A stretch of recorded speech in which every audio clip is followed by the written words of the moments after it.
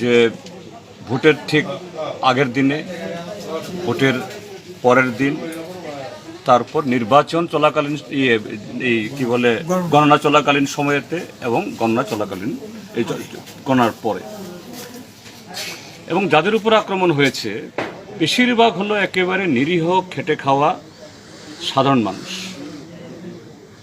তাদের পুঁজি বলতে কি, বহু কষ্টে তারা কিছু বাড়ি বানিয়েছে, কিছু আসবাবপত্র তৈরি করেছে, তৈজসপত্র হয়েছে, এমনকি রান্নার যে বাসনপত্র এগুলি অবধি তছনছ করে গেছে। যে বাচ্চারা লেখাপড়া করছে তাদের বই পত্র, হারমোনিয়াম, তবলা এগুলো বাদ যায়নি। বিদ্যুতের লাইন, এমনকি যে এই ইউরিনালের বাথরুমের যে ট্যাপ থেকে শুরু করে এভরিথিং।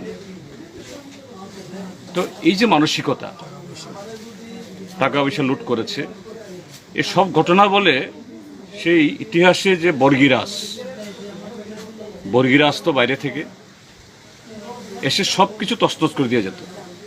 তো আজকে ভারতীয় জনতা পার্টিও তাদের রাজনীতিতে সেই বর্গী রাজনীতি, অর্থাৎ তাদের রাজনীতির যারা মানে বিপরীতে যারা আছেন তাদের সব শেষ করে দাও, এরকমভাবেই একটা অংশের যুবকের মগজ ধোলাই করে এই সমস্ত ঘটনা করছে এক দলীয় শাসন কায়েম করার জন্য। এবং এটা হচ্ছে এই কারণেই তারা যতই সেরকম নানা ধরনের কর্মসূচি তারা ঘোষণা করুক না কেন, মানুষ সেগুলি গ্রহণ করছে না, আস্থা অর্জন করতে পারছে না।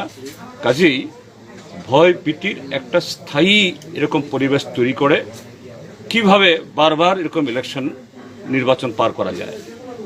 কিন্তু এটা হবে না, এই নির্বাচনে প্রমাণ করেছে। ফলাফলে 3টাতে জিতেছে ঠিক, কিন্তু কিভাবে জিতল সারা দেশ তার সাক্ষী। যে ভোটের অঙ্কের সাথে মানুষের যে সমর্থন, ভালোবাসা মিলে না।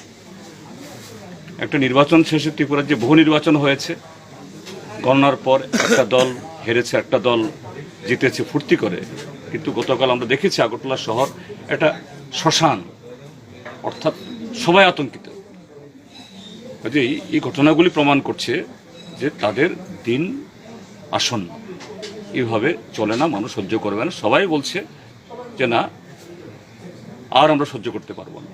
আমরা এসেছি তাদেরকে সেই সম্মতি সাহস যোগানোর জন্য, এবং অন্য জায়গাতে যাব, এবং শাসক দল এটা মনে রাখুক, এইভাবে চলতে পারে না।